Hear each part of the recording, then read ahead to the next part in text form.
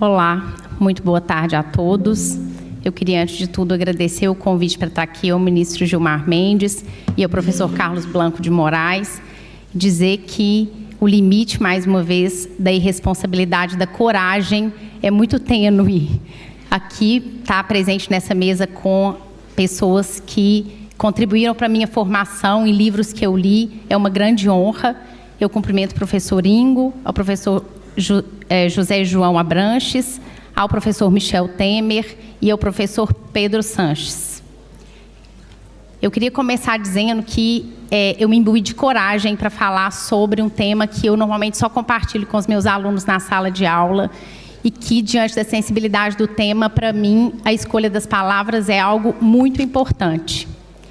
E já de início, eu queria destacar o meu profundo respeito por aqueles que compreendem que a gente está vivendo tempos ordinários e que a gente está vivendo o natural do pêndulo da democracia, que um dia está para um lado e o outro está para o outro.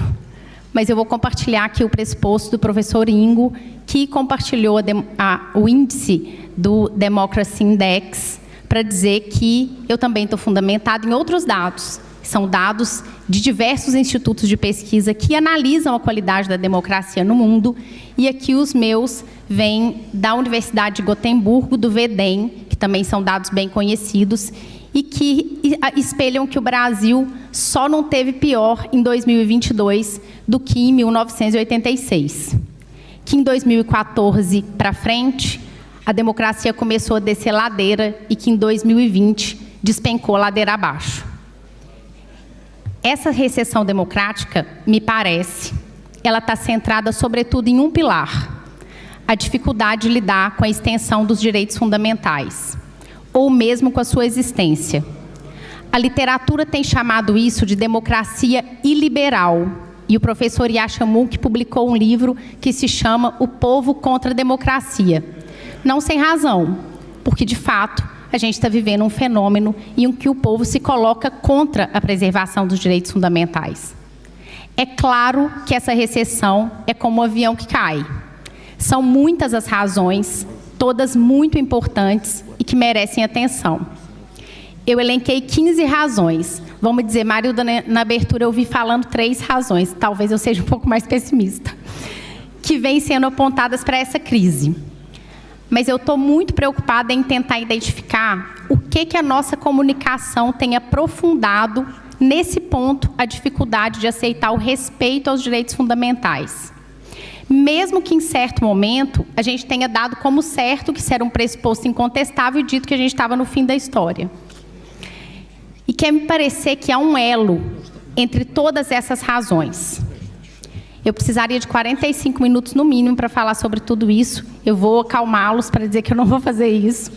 Eu vou elencar aqui as 14 razões para depois estabelecer o elo entre essas razões. Essas 14 razões não são o tema que eu vou tratar. Eu só vou elencar para não ser acusada de dizer, mas está faltando aquilo. Em primeiro lugar, as pessoas se sentem cada vez com menos voz sobre o que de fato acontece. Em segundo, há uma maior percepção de que as instituições democráticas são claramente mediadas por terceiros, isso favorecido pelas redes sociais. Em terceiro, os laços com os representantes são fracos. Quarto, o próprio representante perdeu parte do seu poder para os tribunais, para os bancos centrais, para as agências reguladoras e para tratados internacionais. O quinto, o controle de constitucionalidade redefine a extensão dos direitos fundamentais, muitas vezes em desacordo com o consenso, como é próprio do constitucionalismo. Sexto, a interferência do dinheiro nas decisões políticas e nas campanhas eleitorais. São 15, na verdade. Quem falou que equilibrar a democracia era fácil. Sétimo, o colégio decisor não corresponde à população. Mulheres e negros, por exemplo, não têm a mesma representatividade. Durante a estabilidade democrática, há uma dominância de um grupo racial ou étnico. Isso é uma questão de homogeneidade que a gente prefere ignorar. Oitavo, a condição econômica. Na estabilidade democrática, a maioria dos cidadãos gozou de rápida melhora no padrão de vida. E quando a gente está na estagnação, a culpa é do outro. Nono, a complexidade das decisões da atualidade. 10, a competição econômica entre os estados. 11, alguns, como o professor Leonardo Avritz, para ser justo, com todo o amor que eu tenho à justiça eleitoral, vai dizer que a supressão de votos e a interpretação de algumas questões relacionadas aos sistemas eleitorais também é responsável por isso.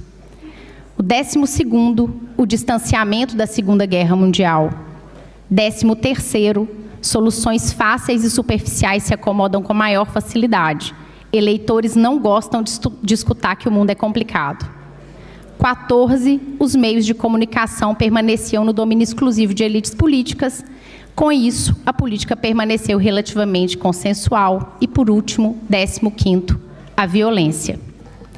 Embora cada uma dessas razões seja independente, elas têm um fio condutor: a nossa capacidade de dialogar sobre cada um desses problemas e de estabelecer consensos ou conviver com a divergência. É esse ponto que eu destaco hoje. Onde está a instabilidade que provoca essa dificuldade de dialogar para concordar ou divergir? Exatamente no ponto dos direitos fundamentais. Sobre liberdade, assistência e até sobre o amor. Esse é um campo extremamente complexo. Saber como tomamos nossas decisões a partir do que pensamos da vida e como dialogamos sobre isso, como lidamos com os nossos rancores. Mas eu não queria parar aqui. Então, para testar a minha hipótese de que algo está nos escapando quando tentamos regular a nossa capacidade de estabelecer comunicação, eu escolhi um autor que pesquisa psicologia comportamental para ser nosso filtro, nosso marco teórico, dando uma de professor aqui. Eu escolhi o Jonathan Haidt. Você não precisa concordar com ele. Ele é só um filtro. Eu sei que ele é um autor polêmico. O que o Jonathan Haidt vai dizer? Que nós não nascemos uma página em branco. A partir de pesquisas empíricas, e foram mais de 100 mil coletas de dados, de questionários que ele coletou, ele vai dizer que nossa forma de ver a vida tem 6 alicerces morais, que são o cuidado, a justiça, a lealdade, a autoridade, a pureza e a liberdade e opressão. Mas esses alicerces não são distribuídos uniformemente entre as pessoas. Quem é liberal, no sentido de defesa dos direitos fundamentais, dá maior peso aos alicerces da justiça e do cuidado. Quem é conservador, dá o mesmo peso a todos os alicerces. Esse é o gráfico da pesquisa. Vocês vão notar, são 2 gráficos, que quanto mais você se aproxima de concordar com os alicerces da justiça e do cuidado, mais você seria liberal. E quando você dá aos alicerces o mesmo peso, você é conservador. E aqui liberal, nesse sentido de preservação dos direitos fundamentais. O segundo gráfico mostra a mesma coisa. Isso significa que, para sustentar uma democracia que pressupõe a ideia de direitos fundamentais, que são aquela linha que a gente passou no chão e que a gente não vai ultrapassar, a gente precisaria fazer prevalecer os alicerces do cuidado e da justiça. Acontece que as novas formas de comunicação se baseiam em um modelo de negócio que pressupõe o fortalecimento do que você gosta, do que você quer. O Instagram não é nem doido de mandar coisa de futebol para mim. A minha vida é baseada em rios de dança, de humor e de autoajuda. Veja, não se trata de conteúdo lícito, de conteúdo ilícito ou impulsionado e pago com dinheiro. Trata-se de conteúdo lícito, orgânico, que me alimenta de quem eu sou. É o conteúdo legítimo, muitas vezes inserido no direito fundamental da liberdade religiosa, que aprofunda os alicerces da pureza, da lealdade e da autoridade sem nenhum contraponto. E a vertente conservadora tem uma vantagem competitiva, segundo Jonathan Haidt. Ela é intuitiva e valoriza todos os alicerces morais de forma equivalente. cada alicerce teria sido um instrumento criado na nossa competição pela evolução. Seria essa a razão da gente ter ganhado dos neandertais. Então, se o Jonathan Haidt estiver certo, temos um sério problema. Não está fácil para os direitos fundamentais. Mas, Marilda, e se o Jonathan Haidt estiver errado? Também a gente tem um problema. Porque a gente poderia ter usado aqui qualquer filtro da teoria comportamental para analisar como a gente toma a nossa decisão. Qualquer deles nos levaria à necessidade de saber em que medida cada nova ferramenta de comunicação nos afasta ou nos isola da justiça e do cuidado, ou de uma ideia de preservação dos direitos fundamentais, antes que isso se torne quase inevitável, e nós não estamos fazendo isso. As iniciativas em curso são muito importantes. Está aqui a nossa querida Estela Aranha, que não cansa de dedicar esforços a essa pauta. Mas elas resolvem outros problemas, e não esse. Elas resolvem conteúdo ilícito, conteúdo financiado, conteúdo inautêntico, fake news, propriedade intelectual, pedofilia, terrorismo, pornografia, honra e imagem e até risco sistêmico que expõe o modelo democrático. Mas elas não impactam no modelo de negócio, que te entrega o que você quer, o que você gosta, o que você pensa e acredita, e reforça seus próprios pilares assentados por meio de conteúdo lícito, autêntico, individual e não patrocinado. Que vai de uma dança a um cachorro ou a uma pregação de alguma teoria da salvação. O poder dessa nova forma de comunicação é te entregar uma biblioteca infinita de justificativas. Um cientista para chamar de seu, sem que você tenha que sequer saber perguntar, como um dia a gente precisou saber fazer para usar o Google. E pode ser que, majoritariamente, nós sejamos contrários à prevalência do alicerce da justiça e do cuidado. O debate democrático não é técnico e nunca será. Eu não posso exigir que as pessoas leiam livros para participar do debate democrático, e nem que elas se afastem da fé de alguma teoria da salvação. O risco sistêmico, portanto, passa a ser o próprio modelo de negócio, quando ele nos aprofunda no que somos, afastando do contato com o diferente, do diálogo e alimentando uma biblioteca infinita de justificativas. Pode não parecer, mas eu estou acabando. O que fazer diante disso?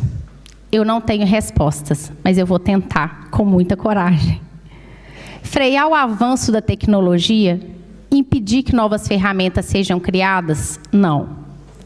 Talvez fazer o que a gente sempre fez, com que coloque em risco a nossa vida ou a nossa existência, e valores que são centrais: testar e aprovar. Foi assim que a gente fez com o avanço da ciência em produção de medicamentos, foi assim que a gente fez com os defensivos agrícolas, foi assim que a gente fez com as células-tronco embrionárias, quando pensou que estava colocando em risco a nossa solidariedade. Os instrumentos palpáveis são claramente regulados dessa forma.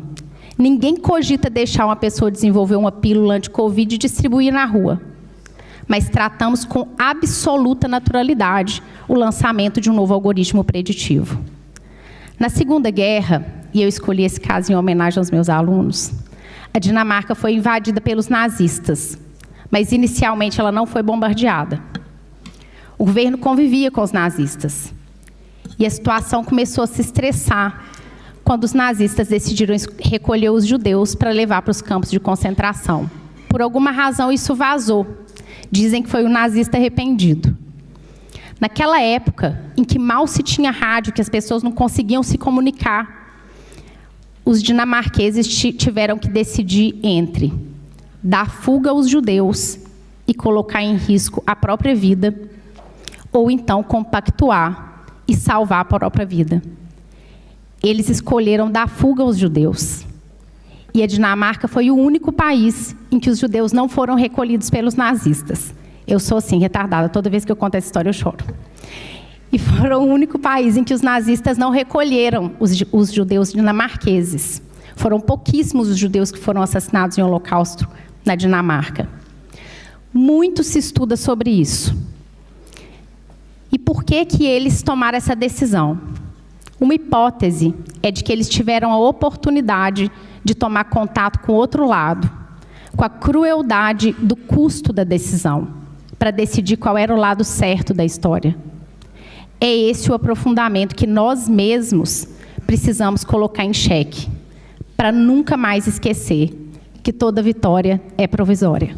Muito obrigada.